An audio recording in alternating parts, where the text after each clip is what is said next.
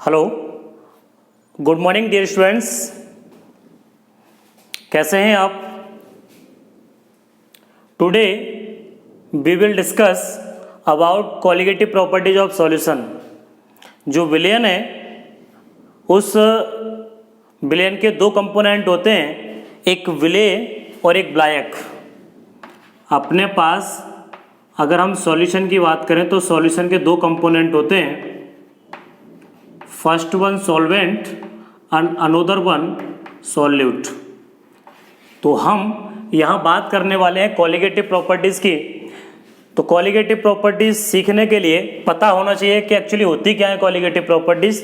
तो ये ऐसी फिजिकल प्रॉपर्टीज़ हैं जो नंबर ऑफ पार्टिकल्स पर डिपेंड करती हैं, अर्थात कणों की संख्या पर निर्भर करती हैं। तो बात यहाँ किसके कणों की संख्या पर निर्भर करेंगी? तो विलयन की बात कर रहे हैं। इसका मतलब है विलयन के अणुसंग गुणधर्म से सीधा सा तात्पर्य है कि किसी विलयन के वे भौतिक गुण, ऐसी फिजिकल प्रॉपर्टीज जो उसके डेफिनिट वॉल्यूम में, इसका मतलब निश्चित आयतन में जो विलेय पदार्थ उपस्थित है, उस विलेय पदार्थ के जो कण हैं, अणु हैं, उनकी संख्या पर निर्भर करती है, अर्थात कणों या अणुओं की संख्या पर निर्भर करती है। उन्हें हम लोग कॉलिगेटिव प्रॉपर्टीज के नाम से जानते हैं। अब फिजिकल प्रॉपर्टीज की बात करते हैं। फिजिकल प्रॉपर्टीज में वेपर प्रेशर वाष्प दाब हो सकता है, बॉइलिंग पॉइंट क्वथनांक हो सकता है, फ्रीजिंग पॉइंट हिमांक हो सकता है, मेल्टिंग पॉइंट गलनांक हो सकता है। ठीक, अदरवाइज ऑस्मोटिक प्रेशर जो दबाव है, जिसको हम लोग पराशर दाब के नाम से जानते हैं, वो हो सकते हैं। यहाँ हम चार प्रकार की कॉलिगेटिव प्रॉपर्टीज की बात करेंगे। उससे पहले फिर समझ लें कि निर्भर किस तरीके से करती है। आप इसको जनरल एक प्रैक्टिकल के रूप में समझ सकते हैं। सपोज आपने कोई शॉप खोली, आप एक दुकान खोलते हैं और उस दुकान की ओपनिंग होती है, और ओपनिंग होने के बाद यदि यहाँ पर इस समय ये मान के चलते हैं कि जब आपने इस शॉप को खोला उस समय 100 कस्टमर पर डे आते थे, और 100 कस्टमर अगर पर डे आते हैं और आप अगर एक कस्टमर से 10 रुपीज़ का बेनिफिट करते हैं तो ये जो बेनिफिट है वो 1000 हो जाता है। इसका मतलब है कि अगर 100 कस्टमर पर डे आते हैं और एक कस्टमर से आप 10 रुपये लेते हैं सेविंग के रूप में, तो आपकी 1000 रुपये पर डे की सेविंग हो जाती है।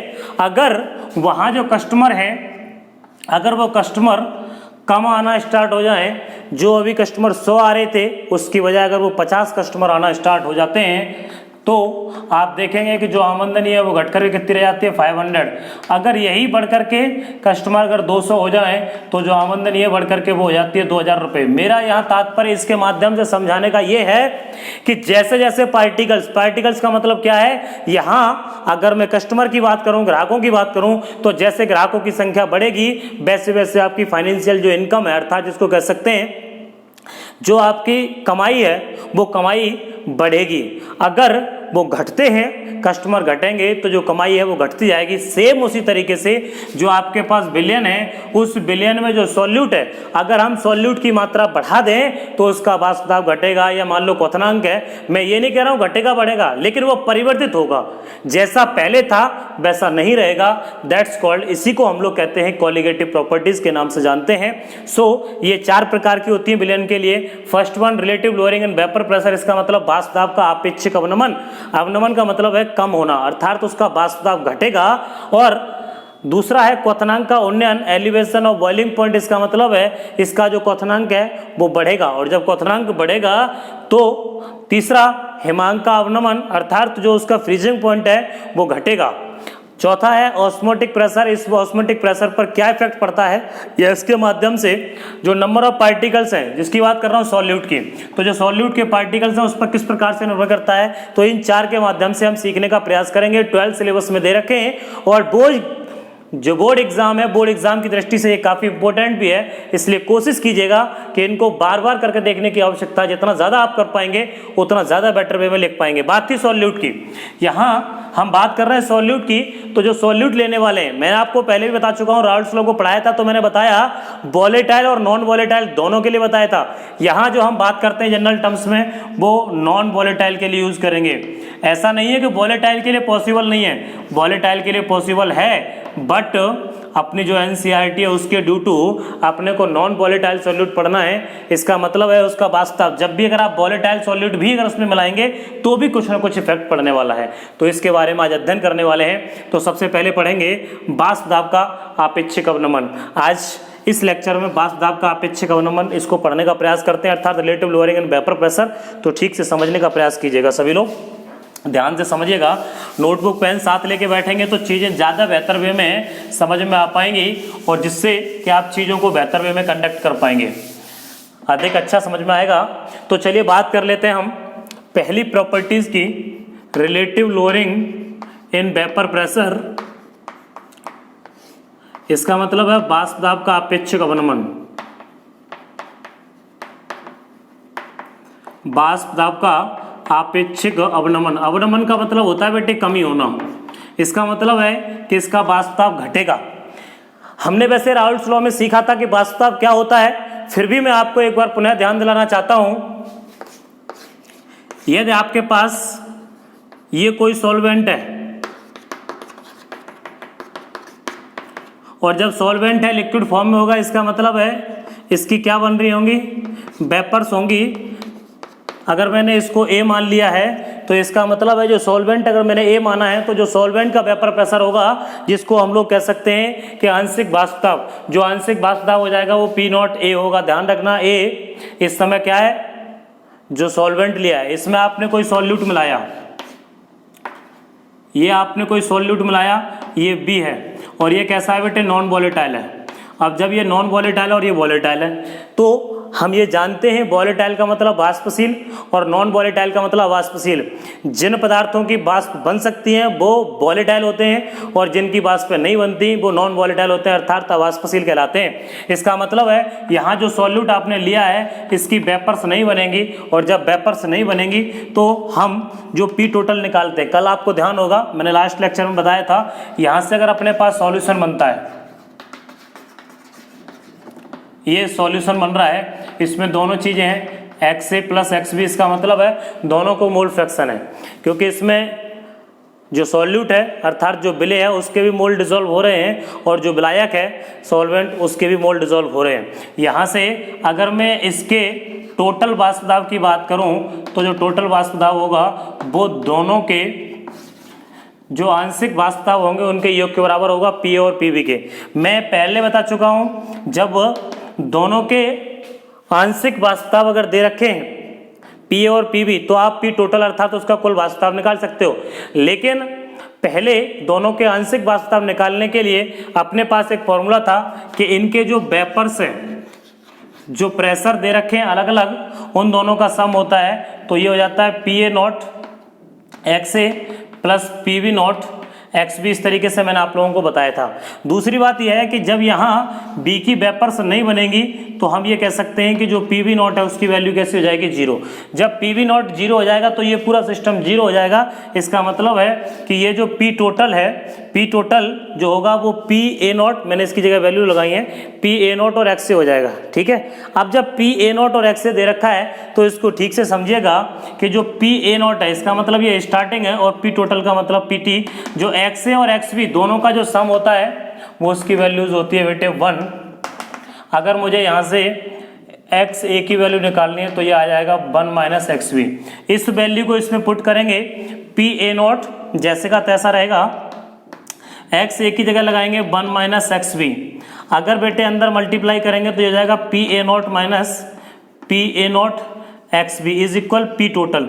अगर मैं इस माइनस वाले पोर्शन को इस तरफ लेफ्ट हैंड साइड में लेकर के आता हूं तो ये पॉजिटिव हो जाएगा और जब प्लस का होगा तो ये बनेगा P A not X B is equal P A not minus P T. P T का मतलब होता है पी टोटल। अगर यहाँ से एक्स बी की वैल्यू फाइंड करनी हो तो क्या बनेगा, P A not minus P T over P A not. इस तरीके से इसकी कैलकुलेशन आप कर सकते थे, जहाँ एक्स बी क्या है, बी के मोल फ्रैक्शन है और बी क्या है यहाँ पर सॉल्यूट, इसका मतलब सॉल्यूट के मोल फ्रैक्शन है। इस पर कैसे डिपेंड करता है ये तो इस तरीके से हम आराम से इसे कैलकुलेशन कर सकते थे, बट इसको ठीक से समझते हैं। अब अगर मैं इसको ठीक से समझने का प्रयास करूं वाष्प दाब से तो कैसे सॉल्व करेंगे, देखिए कैसे प्रूफ करते हैं आप। अभी तो मैंने बताया इनकी वेपर्स कैसे बनती हैं। नॉन वॉलेटाइल सॉल्यूट लेना है, इतनी बात ध्यान रखनी है। ये राउल्ट का भी नियम है, जिसलिए मैं पहले भी इस पर बेस्ड क्वेश्चंस भी करा चुका हूँ। ठीक है, जो राउल्ट ने दिया क्योंकि वॉलेटाइल के लग दिया उन्होंने और नॉन वॉलेटाइल के लिए लग दिया। चलिए बात कर लेते हैं। तो हम ये जानते हैं ये कोई प्योर सॉल्वेंट है, जिनमें से जब प्योर सॉल्वेंट है तो ये लिक्विड की फॉर्म में होगा बेटे, और लिक्विड की फॉर्म में है तो इसके जो पार्टिकल्स हैं अर्थात जो कण हैं, जब द्रव अवस्था में है तो द्रव के जो अणु हैं वो गैस के अणुओं की भांति या गैस के कणों की भांति अनियमित गति करते हैं। इसका मतलब है इर्रेगुलर मोशन करते हैं। इनमें से कुछ अणु ऐसे होते हैं, कुछ कण ऐसे हैं जिनकी गतिज ऊर्जा कम होती है, कुछ अणुओं की गतिज ऊर्जा अधिक होती है। इसका मतलब है कुछ पार्टिकल्स ऐसे हैं जिनकी काइनेटिक एनर्जी किस पर डिपेंड कर रहा है, काइनेटिक एनर्जी पर। तो जिनकी काइनेटिक एनर्जी कम होती है और कुछ की कैसी होती है, ज़्यादा। जो ज़्यादा काइनेटिक एनर्जी वाले पार्टिकल्स हैं अर्थात जिनकी गतिज ऊर्जा अधिक है, अधिक गतिज ऊर्जा वाले अणु ऊष्मा पाएंगे। ऊष्मा कैसे, जब आप इसे हीट करते हो, किसी पर रख करके, स्टोव इत्यादि पर रख करके आपने इसे हीट किया, और जैसे ही आप हीट करेंगे तो हीट करने पर क्या होगा, इसकी जो पार्टिकल्स थे जिनकी अधिक गतिज ऊर्जा थी वो पार्टिकल्स ऊष्मा गेन करेंगे अर्थात हीट गेन करके कहाँ चले जाएंगे, एटमॉस्फेयर में। यहाँ जब वो एटमॉस्फेयर में जाएंगे तो इसका जो सरफेस है अर्थात इसका जो पृष्ठ है उस पृष्ठ पर एक दबाव जनरेट करेंगे, और उस दबाव को ही हम लोग क्या कहते हैं, वाष्प दाब कहते हैं। क्या कहते हैं बेटा, वाष्प दाब कहते हैं। प्रैक्टिकल, आप अपने घर पर भगोना लीजिएगा, भगोना इत्यादि लीजिएगा और उसमें आप पानी मिला दीजिएगा, ये आपका प्योर सॉल्वेंट कहलाएगा, जिसको मैं नाम देता हूँ PaO। आपने क्या किया, ए लिया, ए क्या है, सॉल्वेंट है या ब्लैक का काम कर रहा है, इसमें आपने पानी लिया शुद्ध। जैसे ही आपने इसे पानी लेकर के किसी स्टोव पर रखा और स्टोव पर रखने के बाद इसे गर्म किया, आप देखेंगे जैसे गर्म करेंगे तो गर्म करने पर ये बॉयल होना स्टार्ट हो जाता है। इसका मतलब है यहाँ वेपर्स बनना स्टार्ट हो जाती हैं। जब वेपर्स बन रही होती हैं उस समय एक दबाव जनरेट करती हैं, और उस दबाव को ही हम लोग क्या नाम देते हैं, वाष्प दाब। अब क्या करते हैं, आप इसमें कोई भी नॉन वॉलेटाइल सब्सटेंस मिलाते हैं। नॉन वॉलेटाइल का मतलब है अवाष्पशील। आपने कोई अवाष्पशील विलेय पदार्थ लिया और उस अवाष्पशील विलेय पदार्थ को इसमें डाल दिया। जैसे ही वो इसमें आप डालते हो आप अनुभव करेंगे, ये सामने देखिएगा कि अनुभव करेंगे कि जो ये पानी उबल रहा था अब वो उबलना बंद हो जाता है। अर्थात आप उसमें जब चाय बनाएं तो चाय बनाते समय पर पानी गर्म करें, जब पानी खौल जाए तो आप उसमें चीनी डालें, तो देखेंगे कि जैसे चीनी आप डालते हैं वैसे ही ये क्या हो जाता है, इसकी जो वेपर्स है वो बनना बंद हो जाती हैं। अगर मैं ये भी ना मानूं कि वेपर्स बंद हुई हैं तो ये तो कह सकते हैं कि जो इसकी वेपर्स हैं वो कम हो जाएंगे। इसका मतलब इसका वाष्प दाब घट जाएगा, और इसी को हम लोग कहते हैं वाष्प दाब का अवनमन। अर्थात वाष्प दाब में जो कमी होती है उस कमी को ही हम लोग वाष्प दाब के अवनमन के नाम से जानते हैं। इसका मतलब लोअरिंग इन वेपर प्रेशर के नाम से जानते हैं। परंतु यहाँ रिलेटिव वर्ड है, और रिलेटिव वर्ड का मतलब क्या है, किसके रेस्पेक्ट में हम बात करने वाले हैं, तो जो इनिशियल प्रेशर था, इनिशियल कौन सा है, इसका PaO। इसका मतलब है कि Pa का मतलब है सॉल्वेंट, जो स्टार्टिंग में था उसका जो वाष्प दाब है उसके रेस्पेक्ट में बात करते हैं। तो इसके रेस्पेक्ट में जो भी कमी होती है उसके वाष्प दाब में, उसी को हम लोग कहते हैं वाष्प दाब का अपेक्षिक अवनमन। मैं क्या कह रहा हूँ कि उसमें जो भी लोअरिंग, जो भी कमी हो रही है वाष्प दाब में, उस वाष्प दाब को ही हम लोग क्या कहते हैं, वाष्प दाब में वही कमी को ही कहते हैं वाष्प दाब का अपेक्षिक अवनमन। तो हम इसे सिंपल लैंग्वेज की फॉर्म में ऐसे लिख सकते हैं कि जो द्रव के अणु हैं वो गैस के अणुओं की भांति अनियमित गति करते हैं, जिनमें से कुछ अणुओं की गतिज ऊर्जा कम तथा कुछ अणुओं की गतिज ऊर्जा अधिक होती है। अधिक गतिज ऊर्जा वाले अणु ऊष्मा पाकर सीधे वायुमंडल में चले जाते हैं, जो द्रव की सतह पर यहाँ इसके सरफेस पर एक प्रेशर जनरेट करते हैं। इसके सतह पर एक दाब डालते हैं, दबाव डालते हैं, उस दाब को ही हम लोग वाष्प दाब के नाम से जानते हैं। अब ये कह सकते हो जब किसी शुद्ध विलायक में आप कोई अवाष्पशील विलेय पदार्थ डालते हैं, शुद्ध विलायक में कोई अवाष्पशील विलेय पदार्थ डालते हैं, जब विलायक की बात की जा रही है इसका मतलब वो द्रव अवस्था में होगा तो उसका तो वेपर प्रेशर होगा, तो PaO। तो उसका जो वाष्प दाब है हम ये कह सकते हैं, जो वाष्प दाब है अगर हम इसका आंशिक दाब की बात करें तो वो Pa हो जाएगा। और Pa कैसे निकालते हैं, PaXA, इस तरीके से निकाल दें। तो हम क्या कह रहे हैं कि जो इसका वाष्प दाब है वो घट जाता है, और वाष्प दाब में हुई यह कमी वाष्प दाब का अवनमन कहलाती है।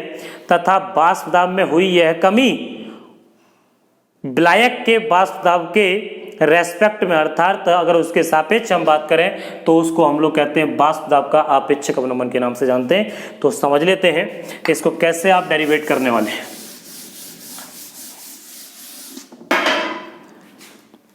अगर आप मान के चलते हैं, कंसिडर कर लीजिएगा कि let the vapour pressure of pure solvent,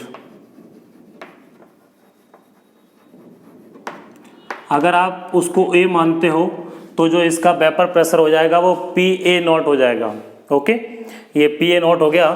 अगर हम बात करें कि जो वेपर प्रेशर ऑफ, अब मैं इसमें कोई आपने सॉल्यूट मिला दिया तो बन गया ये सॉल्यूशन, और जब सॉल्यूशन बनेगा तो उस समय जो उसका वेपर प्रेशर होगा उसे आप सॉल्यूशन मान सकते हो, P टोटल कह सकते हो, जैसे आपको मन करे। NCERT बुक्स में सॉल्यूशन के नाम से दिया है, एस कई जगह यूज होता है इसलिए हम इसको ऐसे लिख दे रहे हैं, बट PS का मतलब क्या है, जो आपके पास विलयन था उस विलयन का वाष्प दाब है।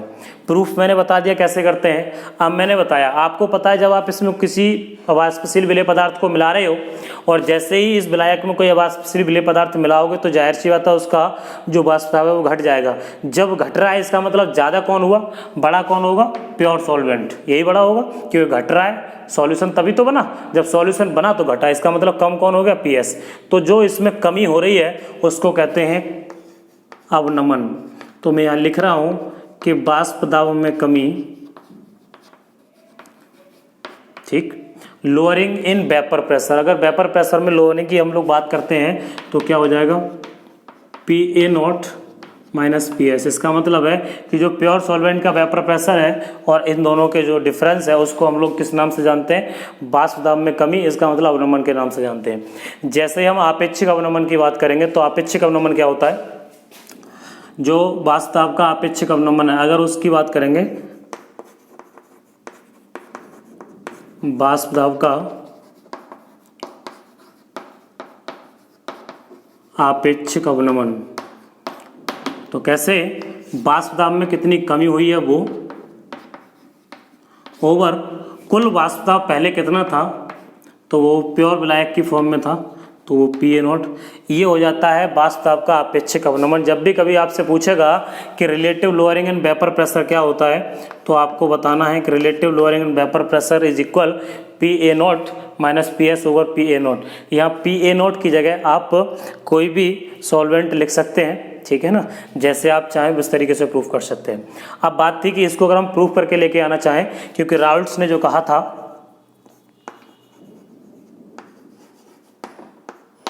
राउल्ट्स लॉ, तो राउल्ट्स के अकॉर्डिंग ये था कि जो वाष्प दाब का आपेक्षिक अवनमन है, वाष्प दाब का आपेक्षिक अवनमन, उसके जो मोल फ्रैक्शन है, जो आपने यहाँ पर नंबर ऑफ पार्टिकल्स की बात हो रही है, कॉलिगेटिव प्रॉपर्टीज की, वो किसकी होती है, सॉल्यूट की।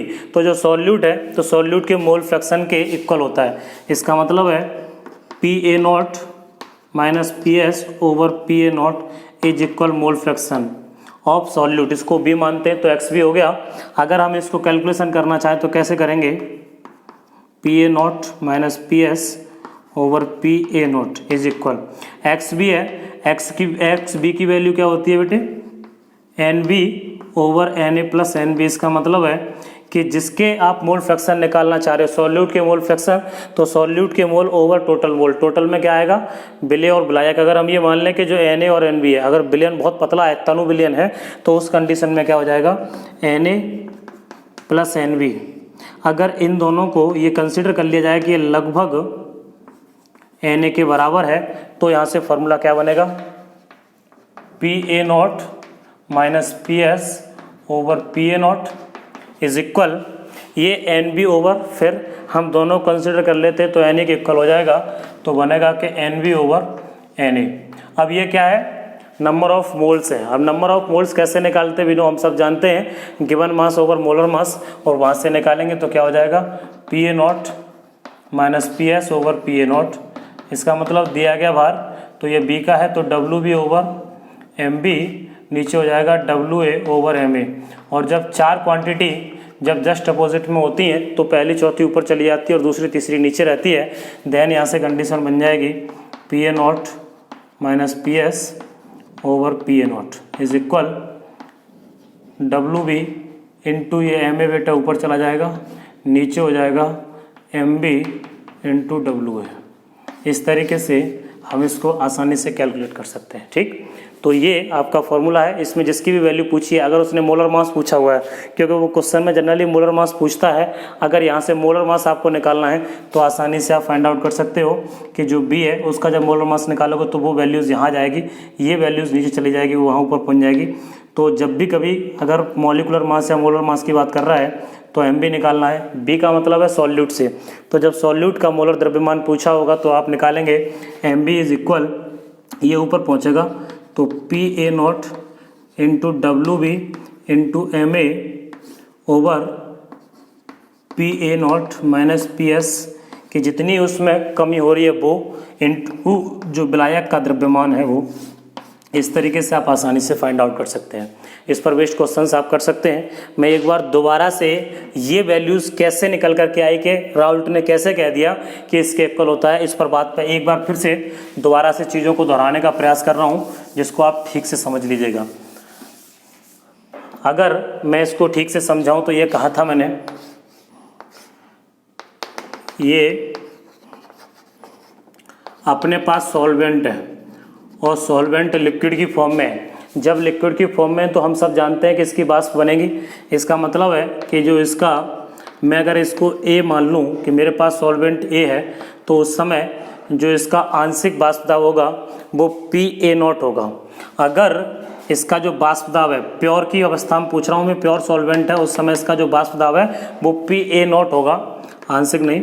अगर मैं इसमें किसी सॉल्यूट को मिलाता हूँ और सॉल्यूट मैंने लिया बी, और ये जो सॉल्यूट है ये ध्यान रखना, ए कैसा था बेटा, वॉलेटाइल। वॉलेटाइल का मतलब वाष्पशील, जिनकी वाष्प बनती हैं, और बी कैसा है, नॉन वॉलेटाइल। और नॉन वॉलेटाइल का मतलब क्या है, इनकी वाष्प नहीं बनती। जब वाष्प नहीं बनेंगी, ये तो क्या हो गया, इसकी वाष्प बन रही थी बट इसकी वाष्प नहीं बन रही।